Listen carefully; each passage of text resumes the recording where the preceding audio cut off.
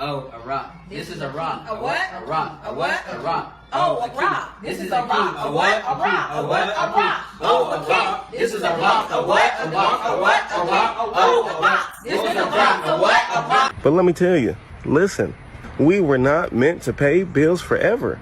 The melanated body was never meant to be a beast of burden for America, which was built on stolen land anyway.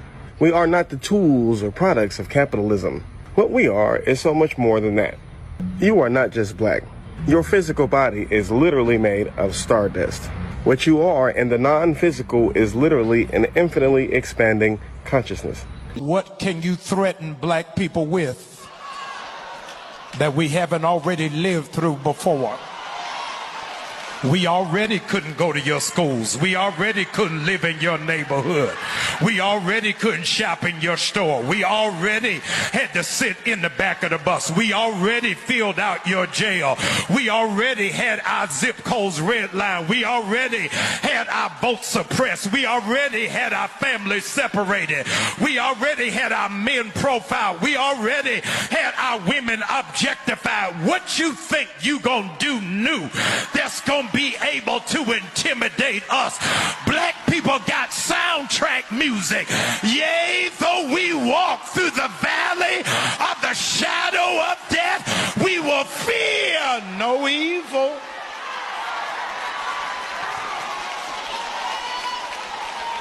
It is their master plan to make you live in fear so you don't fight back, so you don't lift up your voice, so you don't kick against the prick.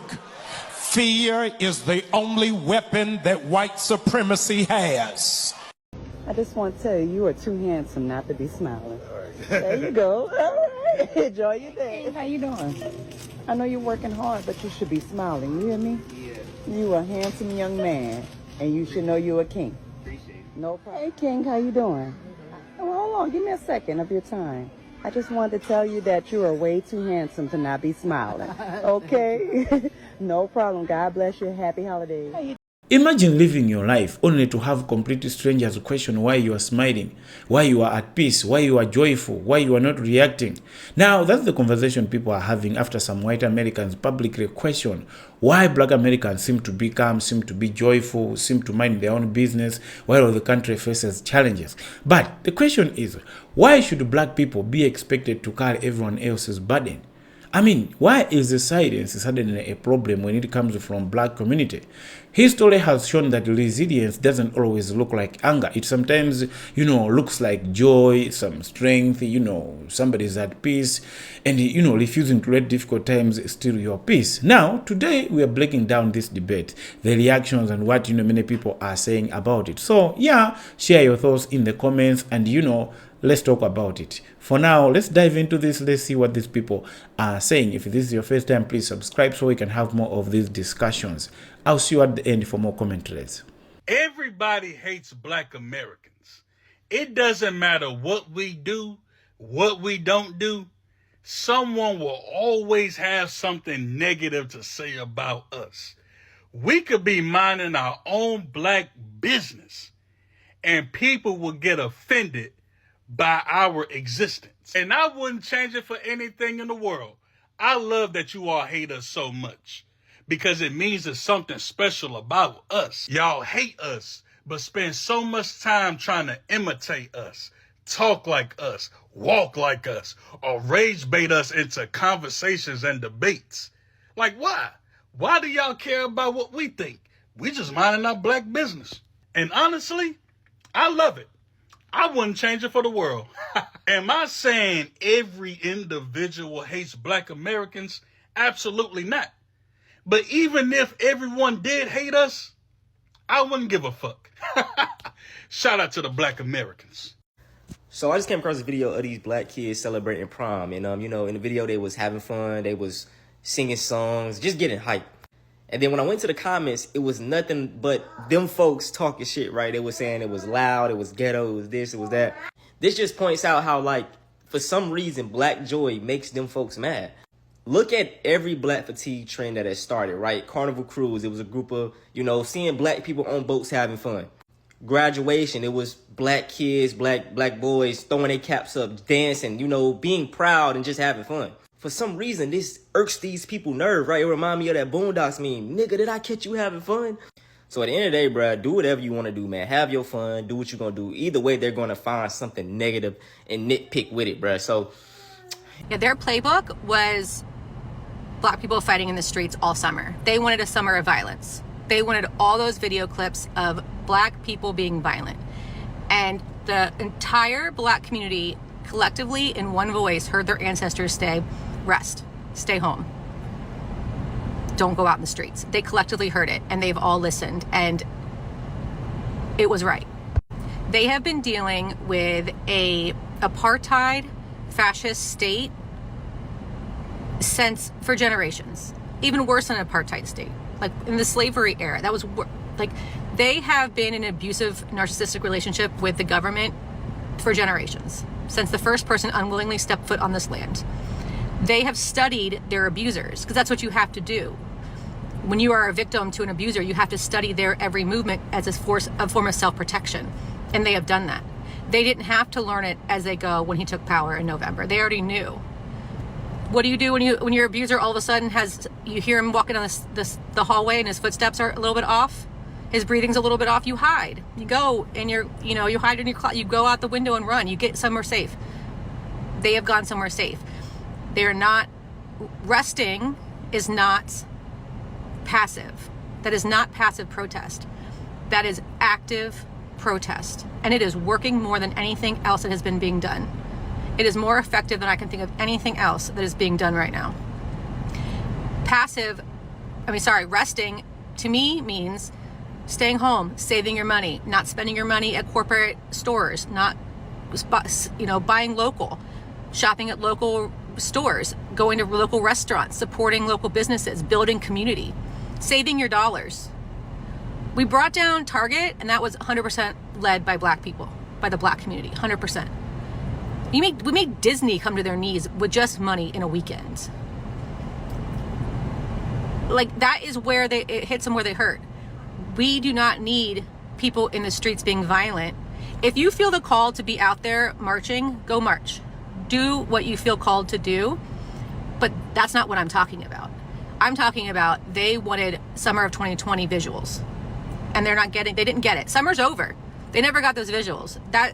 I guarantee they have some strategy book and they're like, summer of violence, martial law, we can bring troops in everywhere. Every time they bring troops in somewhere that is shown to be peaceful, people wake up. Every time somebody wakes up. It's a snowball. So people that are resting are literally doing the most right now. So thank you for everyone that engaged with that post and are commenting on it. Those comments are literally like, I'm glad I've introduced some people to the term gray rocking. I'm glad I've put words to what people have been feeling, and that people in the black community are validating that, like, finally a white lady gets it. Because that literally makes me emotional. Nothing makes me more emotional than getting validation from, especially a black woman. If you come in my comments and say, you get it, I get emotional every time. So thank you for that. Because you all know, nobody knows the most besides, like, the smartest, most aware people in the world are black women. And you will never change my mind on that. Because they have to be. And they are. So thank you for validating my last post, because that's how I've been feeling about it ever since I first saw people saying we're sitting this one out. That has meant a lot. Like, that moved me a lot. Black folks, do y'all know why white folks feel the compulsive need to correct you all the time? It could be for the smallest thing. You could be in the grocery store. You could be anywhere. They feel the need to correct you. And it's not because they're smarter, and it's not because they mean well. It's because subconsciously, y'all, they still don't see us as a human being or as an adult. They see us as property that learn how to talk. Watch how they speak to you at work. See, it doesn't matter if you're a corporate exec or in customer service. Their tone stays the same. Over-explaining, interrupting, rephrasing what you just said like you didn't say it correctly the first time. See, y'all, this is not collaboration. That's just a supervisory role that they play over and over in their head, no matter who they are or who you are to them. And notice the compliments. Oh, you're so articulate. Oh, you speak so well. Oh, you're very professional. Then they stand there and they wait. They wait for that Uncle Ben ass smile that we give them. All our teeth. How you doing, King? I just wanted to tell you, you are way too handsome not to be smiling. Go ahead, give me a little. There you go. All right. And God bless you, okay? I love you. How you doing, King? I just wanted to let you know that you are so handsome and you should be smiling. Thank you. No problem. Hey, how are you, King? You look nice. I'm loving you from head to toe. I wanted to tell you to smile, but you already got that covered already. You are too handsome. But I do love you, though, and I want to let you know you appreciate it. King. Hi, how are you, King? I was just stopping to say you should be smiling. Absolutely, all the time, because you are appreciated. You hear me? Absolutely. All right. God bless you. That's your lady over there? Tell her I ain't saying nothing bad. I'm a lesbian. I don't want you, but I do want to let my kings know they're appreciated. I said, I don't want them. I'm a lesbian now. That's your brother? Oh, yeah. Oh, well, why you ain't say that? You got me all nervous and stuff. I ain't got time. I can be fighting nobody now. But y'all take care. I love y'all. They told us to keep our hearts light as a feather. But how are we supposed to do that when the weight of life is just too heavy? When the weight of rent, when the weight of racism, when the raw reality of everyday life is just too heavy? How are you supposed to keep your heart light as a feather? Because I think it's important to understand that light is not just the absence of heaviness. Light is also the presence of divine frequency. When you don't have that heaviness of the weight of the world, you are in your divine frequency. How when your grandmother is humming or singing when she's cooking in the kitchen, how your kids get to laughing and giggling when they're running around playing. In that moment, their heart is light as a feather. In that moment, they are in their divine frequency. And that's where we should strive to be. Because they don't want us there. They want us heavy. They want our hearts heavy. They want us trapped in our thoughts. They want us stuck in our fears. They want us worried and stressing about credit scores, court dates, climate change. They even want us worried that one day our dreams will never come true. Either way, they just want us worried. But let me tell you, listen, we were not meant to pay bills forever. The melanated body was never meant to be a beast of burden for America, which was built on stolen land anyway. We are not the tools or products of capitalism. What we are is so much more than that. You are not just black. Your physical body is literally made of stardust. What you are in the non-physical is literally an infinitely expanding consciousness. You are a walking library of galaxies. You are coated with the frequencies of now-born gods and cosmic griots. You were not made just to be a worker for their system. You want to ascend? You got to remember. You got to remember that Ma'at is not just a myth. She was the law of balance, the sacred scale between rage and radiance. And your heart is her altar. So I ask you, what is weighing you down? What bitterness have you accepted as your personality? What grief have you hoarded as your birthright? You see, the colonizer's greatest weapon was not the gun. It was the lie that God lived up in the sky somewhere, and that peace was earned through suffering, and that somehow joy was a sin. But our ancestors knew better, and they laughed around the fires while the chains clanked in the distance. They sang code into hymns and turned plantations into portals. They bent physics with drum beats, and they made joy a rebellion. And you see, America don't want you to know that. The system depends on your depression. It feeds on your anxiety like a vampire, because it knows that if your heart ever gets light again, then you'll rise above their matrix like smoke from sacred sage. So let it go. Let go of the illusion that control is safety. Let go of the narrative that trauma is your whole story. You gotta let go and let God. And no, not some old white man in a cloud, but the God that is you. The I am pulsing in your bloodstream. The sacred fractal of the Most High that exists within you. That sacred fractal of the Most High that is disguised in your smile, your swagger, even your survival. So yes, the world is on fire. Oceans are swallowing cities. The skies are coughing up dust and spitting out rainstorms. Everybody knows the economy is a scam. And America ain't nothing but a crumbling theme park with broken rides and a haunted mascot. But here's the thing. The universe has always known chaos before creation. And you were born now for a reason. Not to suffer, but to transmute. To turn sorrow into song. To turn fear into flight. To turn this broken world into a blooming garden with your vibration. So keep your heart light. Not because life is light, but because you refuse to let the heaviness of life dim you. You have to laugh like your soul still remembers the language of the stars. You have to dance like your melanin is made of solar panels. You have to rest like your spirit knows that the war is already won. Because when you keep your frequency high, the demons can't reach you. Their curses just bounce off you. And their chaos becomes background noise. And you become untouchable. And you become divine. You become free. So when they ask you, why are you smiling while the world ends? You got to look them dead in the eye and say, because I am the beginning. Because I remember who I am. Because my heart is light. And that's enough to fly. Welcome back, brothers and sisters. Now, let's talk about it.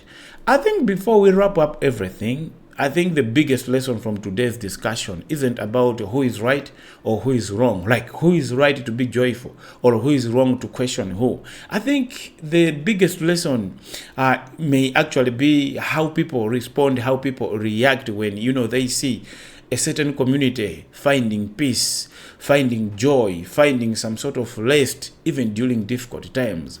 How black community is like, it's not bothered during, time where everyone else is like, is finding some challenges. Because as somebody commented in one of these videos, I like that comment.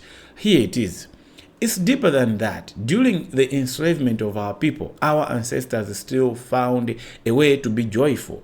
And to people who view us as less, then they don't believe joy through adversity was possible, and that is still relevant. Now, I like that comment. And it makes sense, that even during that time, you can still take time to be joyful. I mean, just think about that for a moment.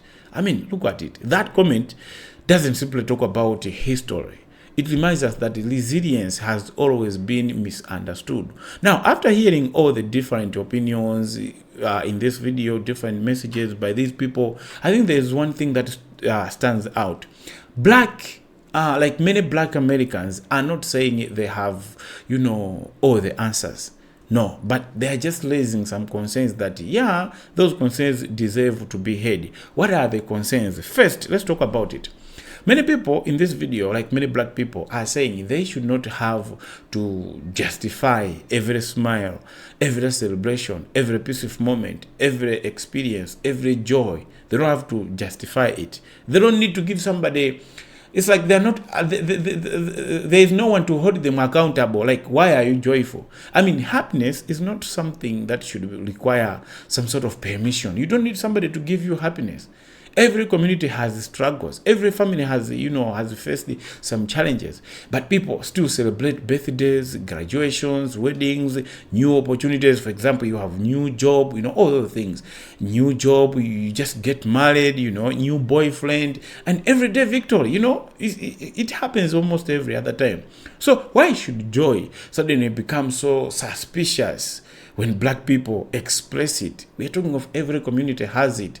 Why does it become an issue when it's now with black people? There are people in this life who may have all the things to make them happy, to make them, be peaceful, okay, to be at peace.